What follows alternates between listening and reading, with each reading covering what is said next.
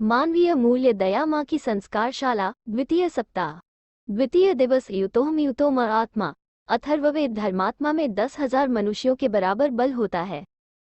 सत्यमार्गी को कोई हरा नहीं सकता। कहानी बालक नानक की दयालुता।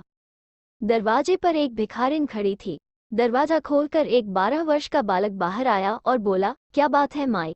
भिखारिन ने उत्तर दिया, बेटा 2 दिन से भूखी हूँ। भूख तो उसे भी लगी थी, पर भिखारिन की भूख सुनकर वह विचलित हो गया। बालक ने उसे अंदर बुलाया, उसे आदरपूर्वक बिठाया। अंदर माँ ने जो थाली उसके लिए परोसी थी वह उसे उठा लाया। उसने उस थाली को भिखारिन के सामने रख दिया। माँ एक एक कर रोटी देती जाती थी और वह भिखारिन की थाली में रखता जाता था। माँ समझती थी कि रोटी नानक ही खा रहा है। जब भिखारिन का पेट भर गया तो वह नानक को आशीष देकर चली गई। नानक उस थाली को उठाकर रसोई में ले गया। थाली लौटाते हुए वह माँ से बोला, माँ बस कर, मेरा पेट भर गया है। आज खाना बड़ा स्वादिष्ट बना था।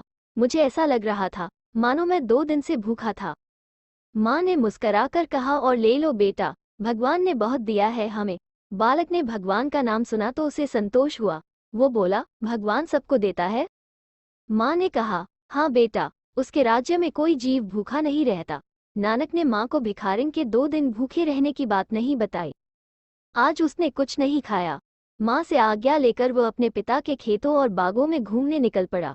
वह मन ही मन सोचता जा रहा था, ये सब खेत व बाग मेरे पिता को भगवान ने दिए हैं। ये सब तो भगवान के ही हैं, इसलिए इन खेतों का अन्न भी भगवान का है। नानक ने देखा कुछ चिड़िया खेत में बिखरे दाने खा रही हैं। उसने उन्हें मारा नहीं, वो मुस्कुरा दिया। उसके मुंह से निकल पड़ा, राम जी की चिड़िया, राम जी का खेत, खाओ री चिड़िया, भर भर पेट। ये गीत गुनगुनाता हुआ नानक शाम को घर लौटा।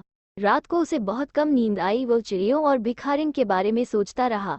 अब तो वह भिखारियों, बीमारों और जीवों की खोज करता और उनके दुखों को दूर करने के लिए कार्य करता। उसका मन और कहीं न लगता। वह जहाँ भी जाता वहीं लोगों के दुखों को देखता और उन्हें दूर करने का चेष्टा भी करता। कभी कभी तो उसकी आंखों में आंसू भी आ जाते। वो रो पड़ता। एक दिन नानक के पिता ने नानक को 40 रुपए दिए और नानक से कहा, नानक बेटा, अब तुम बड़े हो गए हो, तुम्हें कुछ काम धंधा करना चाहिए। ये लो 40 रुपए और बाजार में जाकर खरा सौदा करो। नानक 40 रुपए लेकर चल दिया। बाजार पहुंचने से पहले ही नानक को साधुओं की एक टोली मिली जो 2 दिनों से भूखी थी। नानक ने 40 रुपए का भोजन उस टोली को खिला दिया। नानक खुश होकर अपने घर लौट आया। पिताजी को पूरी घटना सुनाकर नानक ने पिता से कहा, पिताजी, आज मैंने खरा सौदा किया है। हृदय में दया का भाव रखने वाले बालक के लिए इससे बड़ा खरा सौदा और क्या हो सकता था।